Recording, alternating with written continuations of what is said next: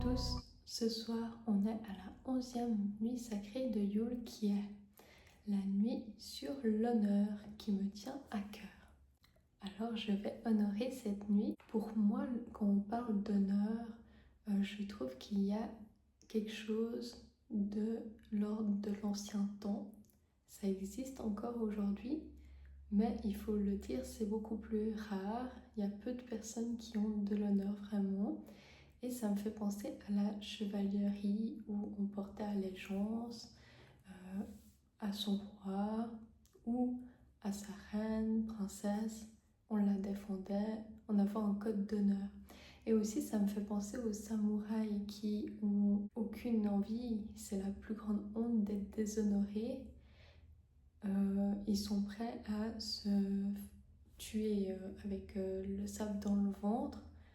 Donc je trouve qu'il y a une dimension qui nous échappe actuellement de sacrifier pour son honneur, que c'est avant tout le but à atteindre ultime, c'est d'avoir une belle image de soi-même et un code de conduite. Je suis devenue assez intolérante à certaines personnes. Je donne ma promesse quand je sens que je peux vraiment tenir ma promesse. C'est pas des paroles en l'air, j'essaye de le plus possible, si c'est possible, de tenir ma promesse, sinon je préfère me taire. Voilà, donc ça, il y a des gens qui promettent et en fait ils oublient, et c'est un peu des rigolos. Maintenant il y a un peu n'importe quoi, j'ai l'impression. Il y a une autre chose pour moi qui est l'honneur, c'est le temps. Le temps accordé à l'autre de qualité. J'ai connu des personnes qui étaient systématiquement en retard. Arriver en retard, c'est irrespectueux. Ça veut dire mon temps, il compte plus que ton temps à toi. C'est pas égal. J'ai appris au fil du temps à reconnaître les personnes qui ont qu'une parole. Elles sont rares. Leur présence rappelle que l'honneur existe encore, même si dans nos vies, il est devenu très discret. Pour moi, l'honneur commence aussi ici. Ne pas donner sa parole à la légère parce qu'une promesse engage. La personne attend de vous quelque chose que vous n'êtes pas forcément en mesure de lui donner, comme si vous lui promettiez quelque chose en vain. Et je préfère dire non que de promettre quelque chose que je ne peux pas tenir. Alors maintenant, c'est la nuit correspondant à novembre, la 11e nuit.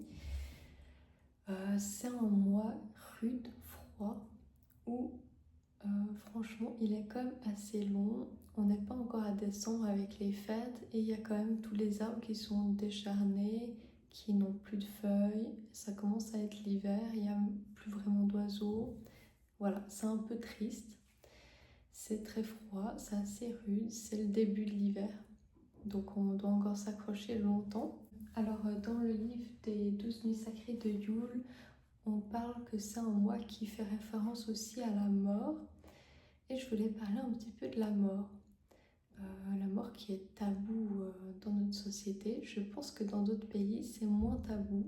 Une réflexion sur ça. Il dit, que pensez-vous, je ne reprends pas forcément les termes exacts, que pensez-vous de comme c'est devenu tabou la mort? Est-ce que c'est pas un reflet de notre société qui est en gros plus trop spirituelle?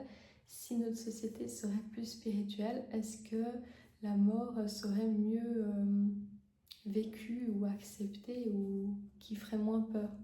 Je pense que c'est vraiment juste parce que dans le temps, la mort c'était vraiment vu comme un passage. Par exemple, on mettait des pièces sur les yeux des morts pour qu'ils puissent vraiment continuer leur vie dans l'au-delà. En payant le passeur, je crois, le bateau pour aller avec la barque, je ne sais plus comment il s'appelle le passeur. Aussi dans d'autres traditions en Égypte, par exemple, on conservait tous les organes dans les vases Khéops, il me semble. Et il y avait vraiment une dimension d'après. On était sûr de ça.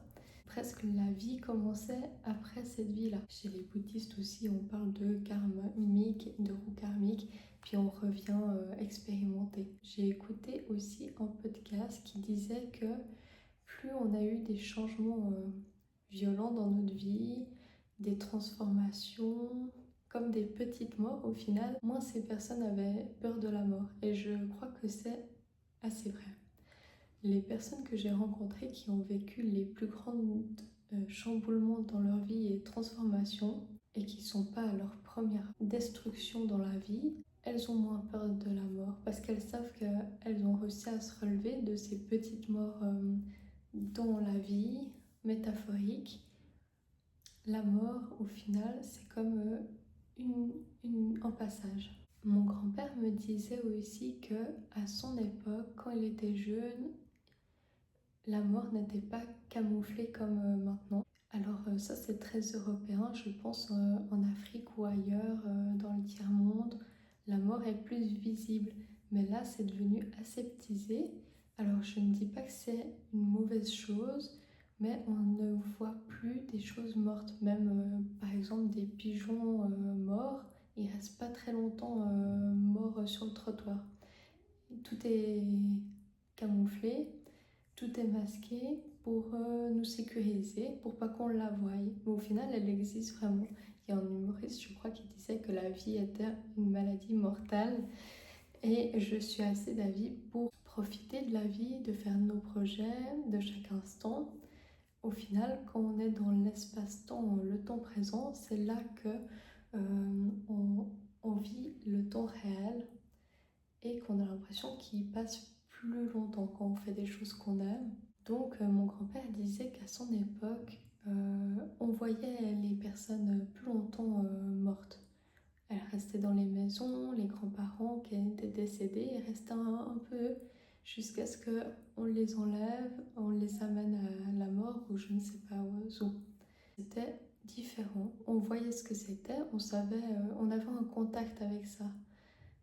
Et c'est vrai que c'est pas forcément rassurant. Mais il y a un côté qui est assez naturel. Voilà, je vous laisse sur ces réflexions-là.